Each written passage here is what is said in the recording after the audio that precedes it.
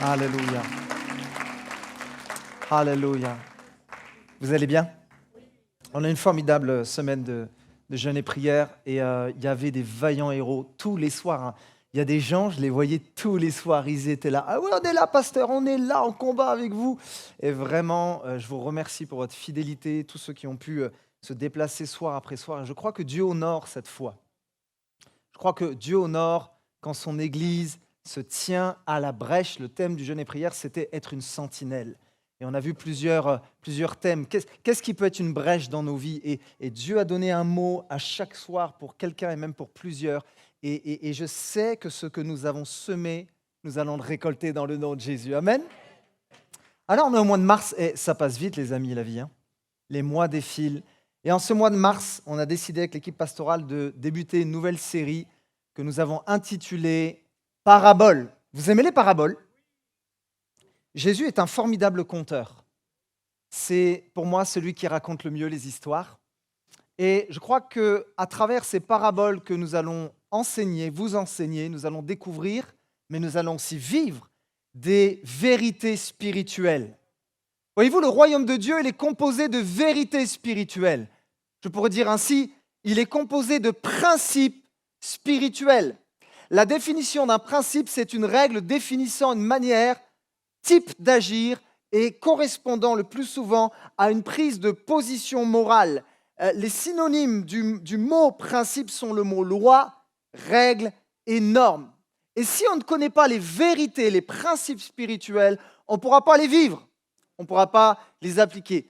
On sait tous que même dans le monde physique, sur cette terre, il y a des principes, et si nous les mettons en pratique, il y aura des bénéfices. Fais du sport, il y aura des bénéfices. Le principe de manger sainement, tu auras des bénéfices. Si tu veux investir, peut-être pour une maison, eh bien, il y a un principe, il faut d'abord que tu épargnes pour pouvoir investir. Tous ces principes sont bons, ce sont des principes terrestres, même des principes humains, mais si nous les appliquons, alors nous en verrons les bénéfices. Alors j'ai une question pour vous aujourd'hui. Est-ce que vous voulez être béni? Est-ce que vous savez que votre Père veut vous bénir? Amen. Mais parfois, j'ai comme l'impression qu'on passe à côté de la bénédiction. Vous savez pourquoi?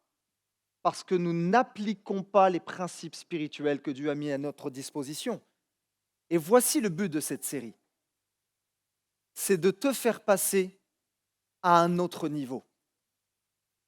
C'est de te faire passer dans une autre dimension spirituelle. Je parle de niveau. On a acheté la Switch à Alissa à Noël. Je ne sais pas si c'était une bonne idée, mais en tout cas, même moi, je suis à fond dedans quand je joue avec elle.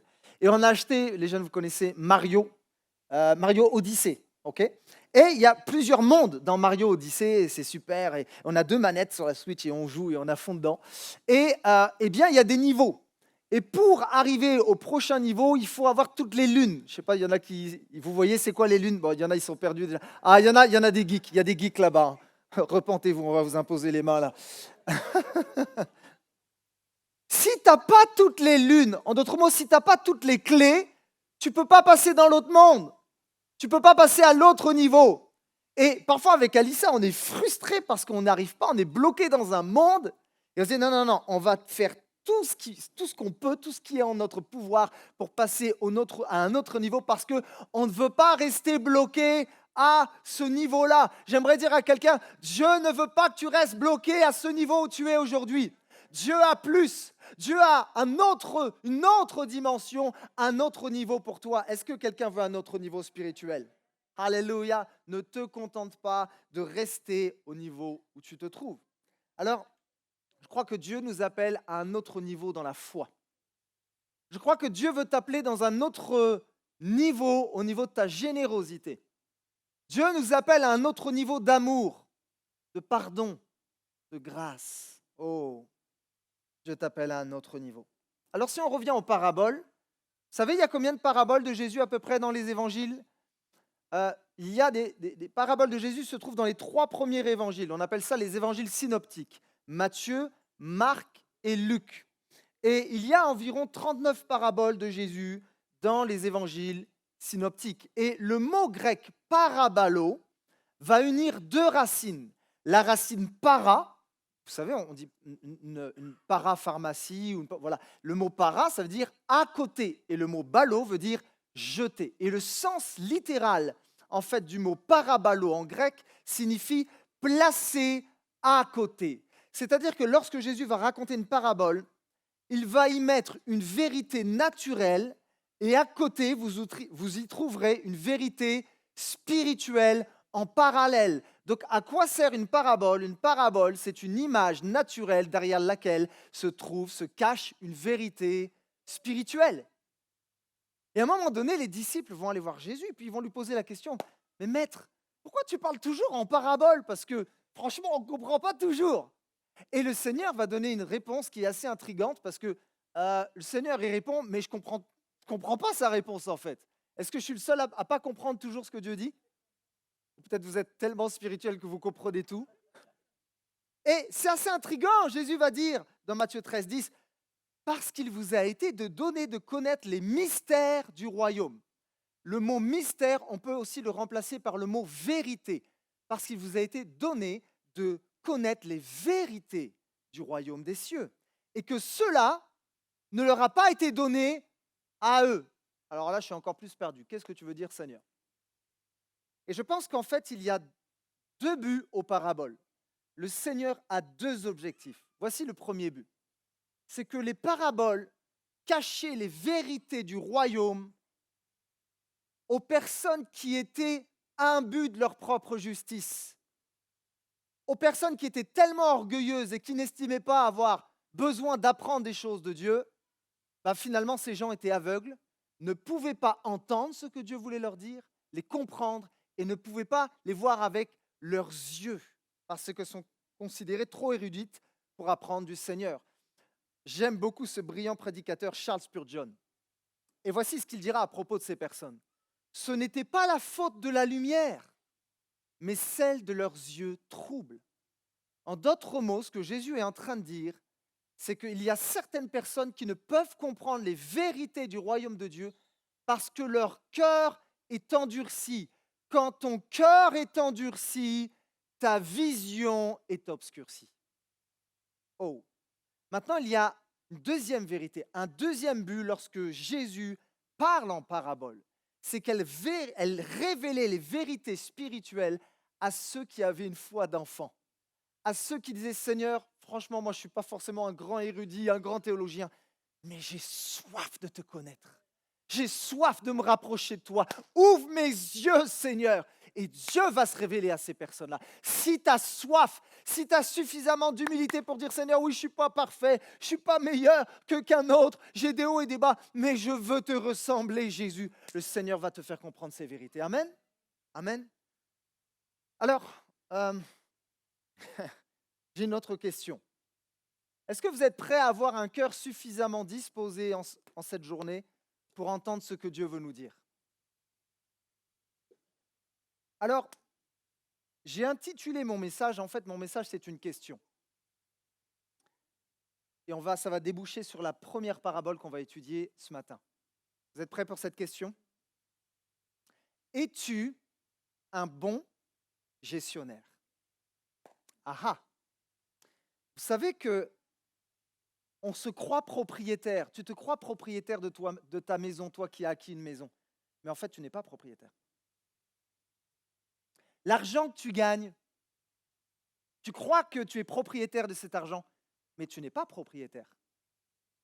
Dieu est propriétaire. Et nous ne sommes que des intendants, des gestionnaires. Voici pourquoi je vous pose cette question. Je crois que c'est Dieu qui nous pose cette question. Es-tu un bon gestionnaire? Et vous savez quelle parabole on va voir?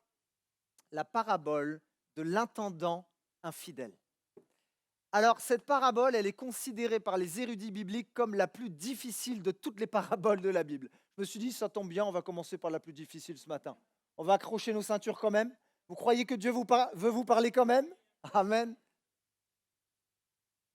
Et c'est drôle parce que cette parabole va nous enseigner une bonne leçon à partir d'un mauvais exemple. Et voici ce que Jésus va dire. On est dans l'évangile de Luc au chapitre 16, à partir du verset 1. Jésus dit encore à ses disciples, un grand propriétaire avait un gérant.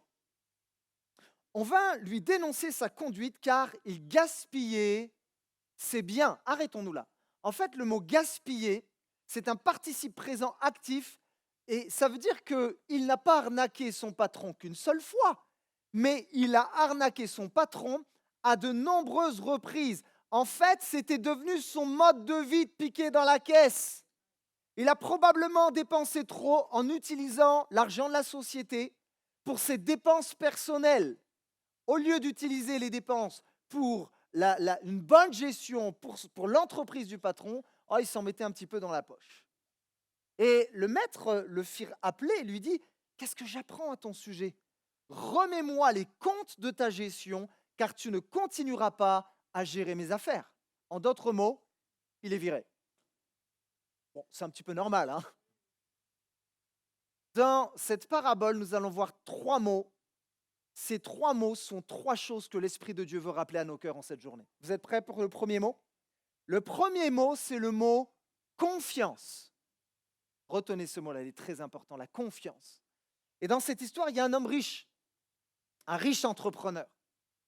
Et le riche entrepreneur a tellement d'affaires qu'il doit se payer les services d'un gérant, d'une sorte de comptable spécialisé pour administrer son entreprise. Et il faut savoir que, vous savez, à l'Église, on a externalisé la comptabilité. C'est un cabinet comptable qui gère notre comptabilité. Vous savez, quand on externalise, on demande aux gens simplement de faire leur boulot. Et ce n'est pas forcément des gens qu'on connaît, ce sont des gens juste qui sont payés à faire ce qu'on leur demande. Mais dans le contexte de l'époque, ce n'est pas le cas. C'est-à-dire que probablement, il y avait une relation de confiance entre le maître et le gérant, une affection mutuelle. Vous savez pourquoi? Parce qu'à l'époque, les économes étaient souvent des serviteurs qui étaient nés et éduqués dans la maison du maître. Et ils étaient même traités comme des membres de la famille. On pourrait croire que les esclaves à l'époque, c'était le fouet, ils étaient maltraités. Non, non, non, parce que dans la loi, Dieu avait demandé de bien traiter les esclaves. Et il y avait même une affection entre l'esclave et son maître. Mais vous savez, même si le maître le traitait comme un fils, même si le maître avait une confiance en lui, l'être humain a une tendance, a un penchant pour abuser de la confiance des autres. Et on va être honnête ce matin, on a tous abusé de la confiance de quelqu'un un jour. Intentionnellement ou pas, mais des fois, on abuse de la confiance des autres. Je vais vous donner un exemple concret. Vous vous rappelez de la première fois que vous avez été embauché avant d'avoir votre première paye? Vous vous rappelez de ça? Ce n'était pas un CDI, c'était un CDD. Vous avez commencé en CDD. Il y avait comme 3 mois d'essai, voire 6 mois. Bon, bref. Et là, le dimanche soir, vous vous êtes préparé, vous avez préparé vos habits, vos vêtements, et vous avez mis 3 fois l'alarme pour être sûr de vous réveiller le matin parce que vous ne voulez surtout pas être en retard au travail. Vous ne voulez pas arriver à l'heure, vous voulez arriver avant l'heure. Vous voulez avoir un bon témoignage parce que le CDI, vous le voulez. Et si le patron vous demande de faire quelque chose, vous allez le faire. Pourquoi? Vous êtes en CDD. Il faut obtenir le CDI. Ah, mais quand le CDI arrive, et puis qu'on prend la confiance, et puis que le patron finalement fait un peu copain-copain avec lui, et qu'on se dit, oh là c'est la pause, je vais pouvoir faire une demi-heure de plus parce que, ouais Gérard, il est sympa quand même le patron, puis je vais me permettre d'arriver un petit peu plus tard, parce que de toute façon, j'ai le CDI, j'ai la confiance, je prends cette confiance. Au départ, quand j'étais en CDD, mon patron pouvait me demander n'importe quoi. Bon, à part me jeter du haut de l'étage, je ne l'aurais pas fait, mais je l'obéissais au doigt et à l'œil. Et bizarrement, quand j'ai eu mon CDI, je me rappelle très bien, j'étais tout jeune, c'était mon premier travail, le patron m'avait demandé de faire quelque chose. Vous savez ce que je me suis dit? Ah, c'est beau, je suis en CDI. Je peux remettre à demain ce que je peux faire aujourd'hui. Ah, c'est pas parce qu'il me l'a demandé que je dois m'exécuter. On est en 21e siècle, je suis pas un esclave quand même. Ah, et le patron est venu me voir. Et puis il était étonné, il me dit, mais Grégory, tu n'as toujours pas fait ce que je t'ai demandé de faire. Et là, j'ai un petit peu balbutié, j'avais des excuses, oui, mais non. Et là, il m'a repris. Il m'a dit, Grégory, je suis désolé, je ne suis pas content, parce que je t'ai demandé de faire quelque chose et tu ne t'es pas exécuté. Et je me suis dit, en fait, il m'a passé un savon, quoi. Et vous savez quoi? Il avait raison. et j'ai été repris par l'Esprit de Dieu en disant « Ah, tu fais des belles prières à l'église le dimanche matin, hein. Ah, tu connais la Bible, hein. Ah, tu es capable de prier des heures. Mais là, tu as descendu au niveau de la confiance là, de ton patron, tu es descendu d'un cran. » Et c'est comme si l'Esprit de Dieu me rappelait « Grégory, rappelle-toi ceci. La vie chrétienne, ce n'est pas juste de faire des prières. La vie chrétienne, ce n'est pas juste de connaître tous les versets de la Bible. La vie chrétienne, c'est aussi le fait d'avoir un bon témoignage dans cette société. Être un chrétien, être un enfant de Dieu, c'est être une personne digne de confiance. Ouf! Les jeunes, est-ce que vous utilisez ce mot-là? Je l'utilisais quand j'étais au lycée. Tu prends trop la confiance, toi. Vous l'utilisez encore, ça? Ça veut dire quoi, ça? Tu prends trop la confiance, toi. Wesh! Vous savez ce que ça veut dire, tu prends trop la confiance? Ça veut dire, n'abuse pas de ma confiance. Ne méprise pas la confiance que je t'ai donnée. Oh! Vous savez, ce jour-là, j'ai déçu mon patron, clairement. Et j'ai réalisé une chose. Vous allez tôt ou tard être déçu par les gens. Mais vous savez quoi? Vous aussi, vous allez décevoir. Ta femme t'a déjà déçu, elle te décevra. Ton mari aussi te décevra. Vous savez quoi? Ton pasteur te décevra. Ben oui, c'est qu'un homme. Tes voisins vont te décevoir.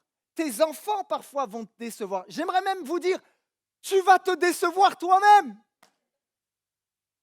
Amen, je ne sais pas si vous dire amen, mais oui. Et David, lorsqu'il va écrire les psaumes, David a été meurtri par la vie. Pasteur Jean en a parlé la semaine dernière. Il voulait avoir Saül comme père. Il y avait comme une sorte de modèle en Saül pour David. Et Saül n'a pas eu finalement cette relation qu'il aurait tellement voulu avoir avec son beau-père. Saül a fait du mal à David et David en a été brisé. Et David a compris quelque chose. Il va écrire le psaume 118 à partir du verset 8 et il dira « Mieux vaut chercher un refuge en l'Éternel que de mettre votre confiance dans l'homme.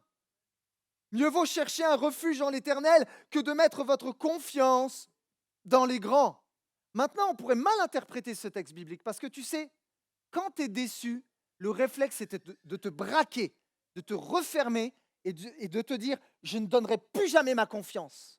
Je ne veux plus être blessé. » Et parfois, on se renferme dans la coquille et on passe à côté des bienfaits de Dieu. On passe à côté de ses bénédictions. La Bible ne nous dit pas dans ce psaume de ne plus jamais faire confiance aux autres. Ce n'est pas logique. Non, non, non, non. Parce que sans la confiance, il y a la méfiance. Et le manque de confiance, vous savez ce que ça engendre? Des relations qui ne sont pas sincères. Des relations qui sont superficielles. Voyez-vous, Dieu nous appelle à une relation verticale avec lui. Moi, je suis toujours interrogé, je suis toujours un peu perplexe quand un chrétien me dit « Moi, je n'ai pas besoin de l'Église, je n'ai pas besoin de la communion fraternelle, j'ai une relation avec Dieu et cela me suffit. » Sauf que, qu'est-ce que Dieu va dire? Qu'est-ce que Jésus va dire? Tu aimeras le Seigneur ton Dieu et tu aimeras ton... Jésus parle d'une relation verticale, mais tu ne peux pas avoir juste une relation verticale sans avoir une relation horizontale. Il n'y a pas la verticalité sans l'horizontalité. Aimer Dieu, c'est automatiquement aimer son prochain. Alléluia. Tu ne peux pas dire aimer Dieu sans aimer ton frère, sans aimer ton voisin, sans aimer ton patron. Oh. Allons plus loin. En fait, il y en a, vous avez peur des relations parce que vous avez été brisés. Et ça peut se comprendre. Mais j'aimerais vous dire ceci. Si tu places premièrement ta confiance en Dieu, tu seras en mesure de faire confiance aux autres. Vous savez pourquoi? En fait, notre sécurité souvent est placée dans ce que nous connaissons, dans ce que nous voyons. C'est pour ça que l'être humain retient les finances, parce que les finances, c'est sa sécurité. Ma maison, mon régime retraite, c'est ma sécurité. La sécurité dans mon emploi, mon CDI, c'est ma sécurité. Mais vous savez, tout peut partir en fumée. Hein.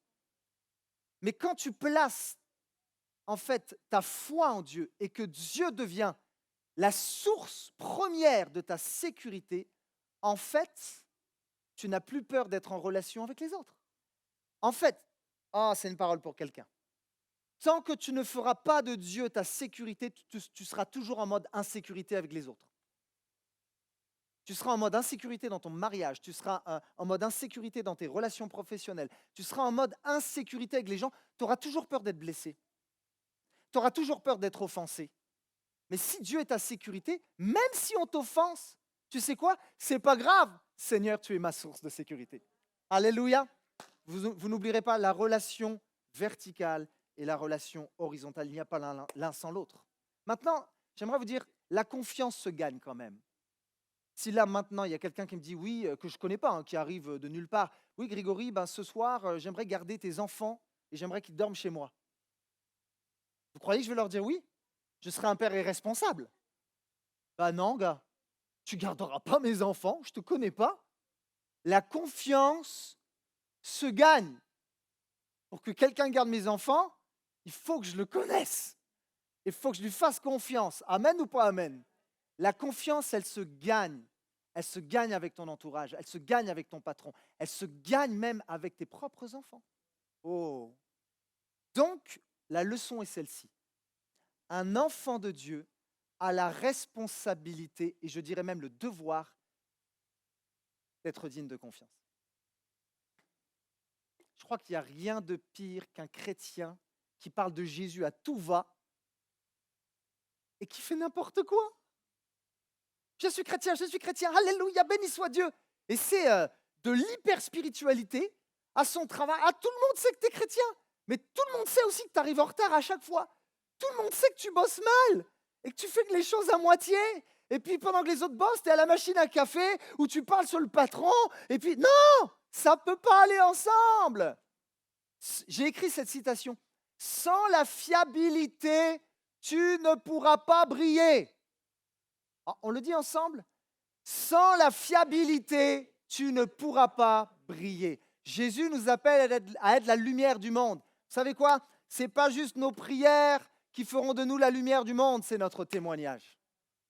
Et Paul dira à son fils spirituel dans 2 Timothée 2,15, « Efforce-toi de te présenter devant Dieu en homme qui a fait ses preuves, en ouvrier qui n'a pas à rougir de son ouvrage. » Alors, j'aimerais parler à quelqu'un pour conclure mon premier point. Dieu t'a confié un travail. Dieu t'a confié une famille. Dieu t'a confié des responsabilités. Et ma prière pour toi, c'est que ton patron dise de toi, je peux lui faire confiance. C'est que tes enfants, c'est que les membres de ta famille puissent dire, je peux, nous pouvons lui faire confiance. Pourquoi? Parce qu'il a fait ses preuves. Alléluia. Alléluia. La confiance. Es-tu un intendant, un gestionnaire digne de confiance? On va voir le deuxième mot ensemble. Le deuxième mot, c'est le mot prévoyance. Ah, il va parler de la prévoyance retraite? Non. On va aller un petit peu plus loin. Voici ce que Jésus dira. Il continue la parabole. Le gérant se dit, que vais-je faire puisque mon maître m'enlève la gestion de ses biens? Il sait qu'il va être viré. Et il faut savoir qu'à l'époque, celui qui était le gestionnaire avait une maison de fonction. Donc le gars, non seulement il est viré, donc il n'a plus de paye, mais il perd tout ce qui va avec, c'est-à-dire sa maison. Donc il va essayer de monter un stratagème pour se dire comment je vais pouvoir m'en sortir. Et il se dit, mais est-ce que je vais travailler comme un ouvrier agricole? Non, je n'ai pas la force de ça. Le gars est plus bureaucrate, tu vois. Me mettre à mendier, oh j'en aurais tellement honte. Ah bah par contre, tu n'avais pas honte de voler ton maître. Hein. Par contre, tu as honte de mendier. Ah! Et là, Eureka. Je sais ce que je vais faire pour que des gens me reçoivent chez eux lorsque j'aurai perdu ma place. Et là, il met son plan en action. Là-dessus, il fit venir un à un tous les débiteurs de son maître. Il dit au premier, « Combien dois-tu à mon maître ?» Et il va dire, « 40 hectolitres d'huile d'olive, lui répond celui-ci. « Voici ta reconnaissance de dette, lui dit le gérant. Assieds-toi là, dépêche-toi et inscris 20 hectolitres. » En gros, le gars lui fait un 50%. Il fait une remise de dette de 50%. Et en regardant un petit peu dans les commentaires bibliques, c'est fou l'affaire qu'il fait le gars, le débiteur. Le gars est en train de sauver 3 années de salaire. tu m'étonnes qu'il est content. Tu m'étonnes qu'il va le bénir, le gars, le gérant. Même si c'est un voleur, lui s'en fiche. Il a eu moins 50%. Vous savez ce qu'il est en train de faire? Il est en train de se faire des amis. On va creuser. Et il va lui dire, dépêche-toi. C'est un peu comme, vous savez, souvent les arnaqueurs qui cherchent à te faire signer quelque chose, un contrat, ils vont souvent vous dire, dépêchez-vous monsieur, signez, c'est en bas à droite. Et j'aimerais vous dire ceci. Lorsque vous vous lancez dans une affaire, vous savez, des fois, il y a des gens qui vont venir vous voir et qui vont vous proposer un business. Ils vont vous proposer une affaire qui semble très lucrative, très juteuse. Et nous, on voit juste le côté très lucratif et on signe. Et j'ai réalisé ceci. Il faut que je vous confesse quelque chose. Dans ma vie, trop de fois, j'ai agi juste avec mes sentiments. Trop de fois, j'ai agi avec mon cœur au lieu d'agir avec ma tête. J'aimerais vous dire ceci. C'est bien d'agir avec ton cœur.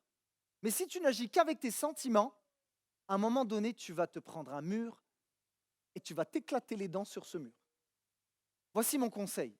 Quand tu te lances dans une affaire, quand tu dois acheter quelque chose, quand tu te lances dans un projet, que ton cœur soit toujours relié à ta tête.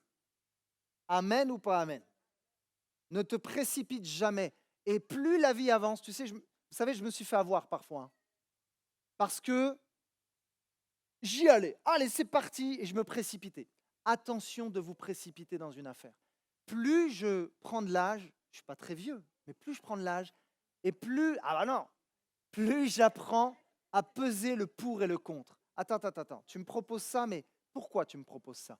Quels sont les pour? Quels sont les contre? Quels sont les avantages? Quels sont les dangers? S'il vous plaît, pesez toujours dans une affaire le pour et le contre. On avance dans la parabole. Ensuite, il dit à l'autre, parce qu'il y avait un autre débiteur, « Et toi, combien dois-tu » Et il va lui répondre, « 500 sacs de blé.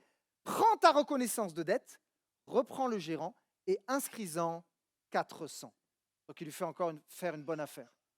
Vous savez ce que fait le gérant?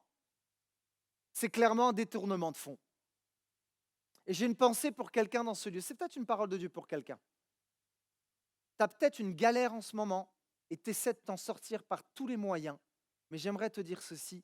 Attention d'essayer de t'en sortir avec des stratagèmes qui ne sont pas selon le cœur de Dieu.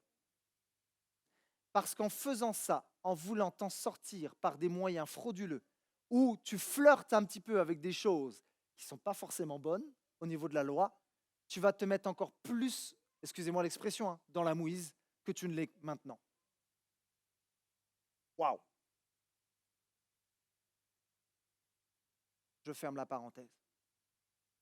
Vous savez qu'il y a un contexte à l'époque. Il est malin ce gérant.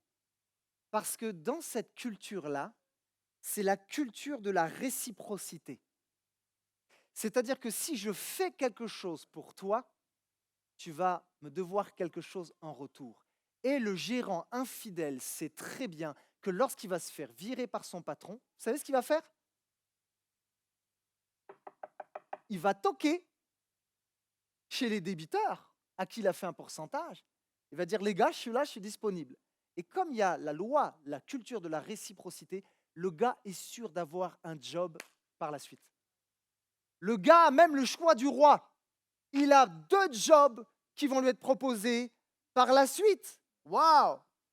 Et là, je suis choqué. Et peut-être que vous avez été choqué parce que l'homme riche, le maître, vous savez ce qu'il va dire? Et c'est Jésus qui dit ça.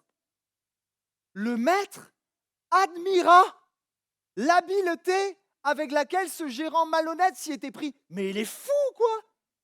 Non, mais quand j'ai lu cette parabole, je me suis énervé. Je me suis dit, mais t'es bête ou quoi? Il t'a escroqué, le gars! Et tu lui dis bravo! Mais il est malade! Et vous savez ce qui est fou dans cette histoire? Le héros de l'histoire, c'est un escroc! Non, mais et là, je me dis, Jésus, qu'est-ce qui t'arrive? C'est Jésus qui raconte ça. Le héros de l'histoire, c'est un escroc. Et comme, attends, on va même, là j'étais énervé. Parce que j'ai été voir une autre version, et la version dit, le maître loua. Il loua l'économe infidèle de ce qu'il avait agi en homme avisé. Et le mot grec traduit par avisé, ça signifie prudemment, astucieusement Et comme si ce n'était pas assez, Jésus va en rajouter une couche. Et Jésus dira, en effet, ceux qui vivent pour ce monde sont plus avisés dans leurs affaires avec leurs semblables que les enfants de la lumière. Alors là, je n'y comprends que dalle. Seigneur, il va falloir que tu m'expliques quelque chose. Non, mais c'est vrai, c'est étrange quand même. Mais si je suis un enfant de lumière et que je marche dans la lumière, pourquoi Jésus, tu dis que les enfants de ce monde, donc un enfant de ténèbres, est plus avisé qu'un enfant de lumière? Ça ne vous intrigue pas? C'est vraiment très intriguant. C'est-à-dire, je ne comprends pas, franchement. Mais on va venir avec humilité devant Dieu en disant, Seigneur, ouvre mes yeux. Réfléchissons. En fait, le patron n'est pas en train de louer son serviteur parce qu'il a escroqué. Le patron lui dit, hé, mon gars, bien joué. Franchement, bien joué. Tu m'as escroqué, mais bien joué parce que tu as été prévoyant. Tu as pensé à la suite. Tu as pensé à ton avenir. La définition du mot prévoyant, c'est la qualité de quelqu'un qui sait prévoir et qui prend des dispositions en conséquence.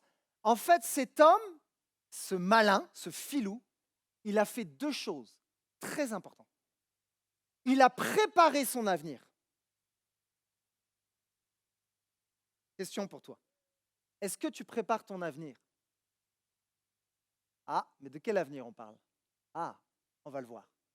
Il a préparé son avenir. Et deuxièmement, il a sacrifié des gains présents pour une récompense future. Très intéressant. Et voici ce que Jésus veut nous faire comprendre. Mes amis, suivez-moi bien. C'est tellement important. Jésus est en train de nous dire, tu vois, les gens qui n'ont pas placé leur confiance en moi, les gens qui ne croient pas dans la vie éternelle, ceux qui ne m'ont pas accepté dans leur cœur, vont placer toute leur confiance, vont être zélés, habiles et persévérants pour s'amasser des choses, des trésors sur la terre, parce que vu qu'ils n'ont pas d'espérance pour leur éternité, ils vont au moins mettre beaucoup de zèle pour leur avenir et notamment pour leur retraite. Ils se disent, OK, on n'a qu'une seule vie, il n'y a rien après la mort, donc je vais mettre toute mon énergie pour ramasser des biens, pour ramasser des gains et vivre une vie la plus confortable possible. Puisque s'il n'y a rien, s'il n'y a pas de paradis, s'il n'y a pas d'éternité, je veux créer mon propre paradis sur la terre. C'est ce que Jésus est en train de nous enseigner. Les gens investissent pour les choses d'ici-bas parce qu'ils n'ont pas placé leur confiance en moi. Et il y a une leçon tellement essentielle pour les enfants de Dieu. À combien plus forte raison tu dois être prévoyant pour les choses du ciel, mon ami. Pour les choses spirituelles, mon ami. Et l'apôtre Paul va nous faire ce rappel ce matin, Colossiens 3:1. Si donc vous êtes ressuscités avec Christ, cherchez les choses d'en haut, où Christ est assis à la droite de Dieu. Et Paul dira, j'aime tellement ce mot-là, affectionnez-vous aux choses d'en haut. Qu'est-ce que tu affectionnes? Je sais qu'il y a des hommes, mais c'est pas mauvais, je ne condamne personne, qui astiquent leur voiture, qui bichonnent leur voiture. J'espère que tu bichonnes ta femme autant que ta voiture. Je referme la parenthèse. Il faut que ça brille. Alléluia. Oh là, je ne sais pas s'il faut dire Alléluia d'ailleurs. Mais on s'affectionne aux choses. Et il suffit que ma voiture soit rayée et là, c'est la fin du monde. J'ai perdu ma joie. Affectionnez-vous aux choses d'en haut et non à celles qui sont sur la terre. J'aimerais te poser cette question. Qu'est-ce qui guide tes pensées? Est-ce que c'est la perspective d'ici-bas ou est-ce que c'est la perspective du ciel? Qu'est-ce qui motive? Qu'est-ce qui guide tes pensées? Et pour terminer mon deuxième point, et je conclurai avec le troisième, voici ce que Dieu dit à son Église. Mes enfants, vivez sur la terre comme des citoyens du ciel. Parce que la destination finale, ce n'est pas ton cercueil. La destination finale, ce n'est pas le cimetière. La destination finale, c'est devant le trône de Dieu, mon ami. C'est devant le trône de Dieu. Alors, on a vu le mot confiance. Tu dois être un gestionnaire digne de confiance. Tu n'es pas propriétaire. Tu es un intendant des biens que Dieu te confie. Deuxièmement, tu dois user sur cette terre de prévoyance. Et comme cet intendant infidèle a usé de toute une stratégie, a été zélé pour en fait pourvoir à ses besoins pour l'avenir, tu dois être prévoyant, mais pas juste pour les choses d'en bas, pour les choses d'en haut. Mon dernier point, le dernier mot que le Saint-Esprit veut rappeler à nos cœurs, c'est le mot semence. Semence. Voici comment Jésus va conclure cette parabole dans Luc 16, 9 et 10. Et là, ça va être encore plus perturbant. Jésus dira, et moi je vous dis, faites-vous des amis avec les richesses trompeuses de ce monde. Qu'est-ce que tu dis, Seigneur? Afin qu'au moment où elles n'existeront plus pour vous, on vous reçoive dans les demeures éternelles. Vous avez compris ce texte-là? Il y a un principe puissant que si nous appliquons en tant qu'Église, je vous promets que nous allons passer dans une autre dimension. C'est quoi les richesses trompeuses? Faites-vous des amis avec les richesses trompeuses. Seigneur, tu me demandes d'être une sorte de Robin des Bois des temps modernes? Tu me demandes d'aller braquer une banque pour bénir les pauvres? C'est ça, Seigneur, que tu me demandes? Absolument pas. En fait, les richesses injustes, les richesses trompeuses, vous savez pourquoi on les appelle les richesses trompeuses? Parce que ces richesses, en grande majorité, ne sont pas utilisées pour la gloire de Dieu sur cette terre. Parce que les richesses de ce monde créent de grandes inégalités. Et je suis convaincu que si le péché n'était pas rentré dans le monde, il n'y aurait pas tout ce système économique et financier. Ces richesses sont injustes parce qu'elles ne sont pas utilisées pour la gloire de Dieu. Et Jésus te fait ce rappel ce matin. Mon ami, ce n'est pas juste tes belles prières qui font de toi. J'insiste sur ça parce que moi, je répète souvent qu'on est appelé à être une maison de prière. On a fait une semaine de jeûne et prière et ça va être notre ADN en fait, puisque nous voulons obéir à ce que Dieu nous demande de faire. Ma maison sera appelée une maison de prière. J'y crois dur comme fer. Mais vous savez quoi? Nous sommes limités dans notre impact. Et je pense que nous limitons la bénédiction de Dieu sur nous si on ne s'arrête qu'à prier. Voici ce que Jésus veut te dire. Ce ne sont pas juste tes belles prières qui font de toi un croyant authentique, mais aussi la manière dont tu gères ton portefeuille, ton argent. Est-ce que vous savez que sur toutes les paraboles de Jésus, une parabole sur 3 est liée à ton utilisation ou à ta relation avec l'argent? Saviez-vous que Jésus parle plus de l'argent que de la prière? Vous êtes choqués? Vous savez pourquoi? Vous savez pourquoi? C'est plus facile de prier que de donner. Honnêtement, pour moi, en tout cas, dans ma vie, en tant que chrétien, je n'ai pas compris ce principe de générosité. J'ai mis des années à le comprendre. Ah, je priais, Seigneur, touche cette génération, envoie un réveil. Oui, mais je veux que tu mettes aussi la main à ton portefeuille, Grégory.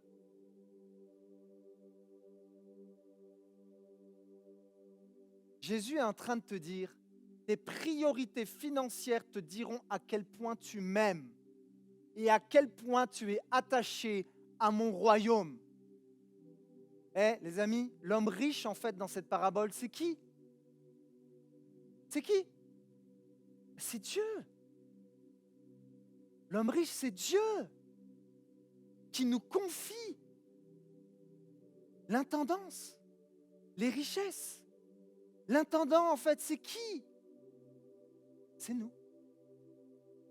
Oh, je vous envoie quelque part, les amis, je vous amène quelque part.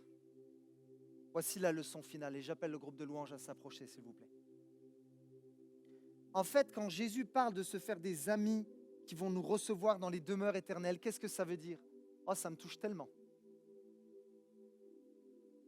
Jésus est en train de dire, tu vois, là, quand tu donnes ta dîme et tes offrandes, ah, je sais que ça ne se fait pas, c'est très malaisant de parler d'argent dans une église. Et vous savez, pendant des années, j'ai hésité. Mais en fait, vu que c'est biblique, j'en parle. Et je vous assure que ce n'est pas pour m'en mettre dans les poches. Parce que je ne pourrais pas, de toute façon. On a un conseil d'administration avec un commissaire aux comptes qui vérifie tout ce qui est fait scrupuleusement. Je referme la parenthèse. Jésus est en train de dire, tu vois, quand tu donnes généreusement, là, c'est pas juste pour payer le bâtiment. Quand tu donnes ton argent pour acheter des Bibles, quand tu investis dans des missionnaires, des ministères, tu permets que le royaume de Dieu avance. Tu permets que des vies soient transformées. Ton don, ta semence, permet d'avoir une récolte pour la gloire de Dieu. Et ça veut dire quoi? J'ai pas fini. Ça veut dire quoi se faire des amis qui vous recevront dans les demeures éternelles? Ça me touche tellement. Ça veut dire que quand tu arriveras au ciel, il y a des gens qui vont t'accueillir et qui vont dire, tu vois le don que tu as donné sur la terre, ta générosité. Ben c'est grâce à ton don qu'on a été dans mon village pour annoncer l'évangile. Et ce jour-là, j'ai été transformé. Il y a des gens au ciel qui vont t'accueillir en te disant, merci, merci, alléluia, alléluia, alléluia. C'est ça que Jésus veut nous enseigner. C'est tellement beau. Je suis au paradis parce que tu as donné. Tu as donné, tu as été généreux. Tu n'as pas juste gardé pour toi. Tu as donné, tu as semé. Merci pour ton investissement. Et je terminerai avec cette parole de Jésus. Matthieu 6, 19. Jésus nous dira, il est sur la montagne, c'est le sermon sur la montagne.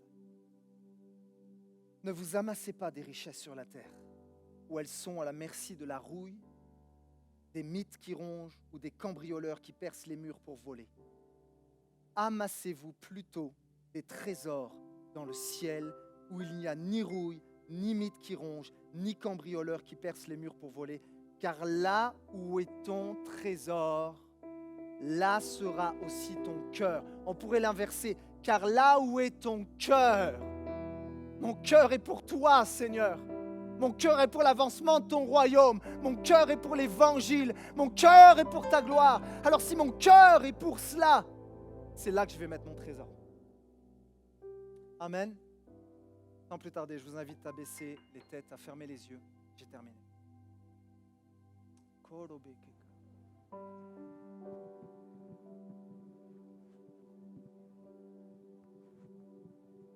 Alléluia.